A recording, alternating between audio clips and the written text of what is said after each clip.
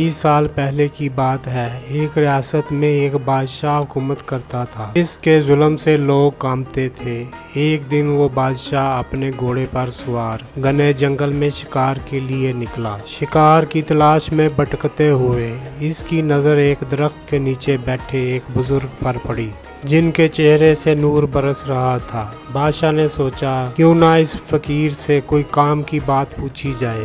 بادشاہ نے قریب جا کر بڑے غرور سے پوچھا، اے درویش، مجھے بتا، میرے لیے سب سے بہترین عبادت کیا ہے؟ بزرگ نے آنکھیں کھولی اور بڑے تحمل سے کہا، بادشاہ سلامت، آپ کے لیے سب سے بہترین یہ ہے کہ آپ دوپہر کے وقت سو جایا کریں۔ بادشاہ حیران رہ گیا اور پوچھا، وہ کیوں؟ درویش نے ایک گہرا سانس لیا اور جواب دیا، تاکہ جتنی دیر آپ سوئے رہیں گے اتنی دیر غریب رعایا آپ کے ظلم سے محفوظ رہے گی۔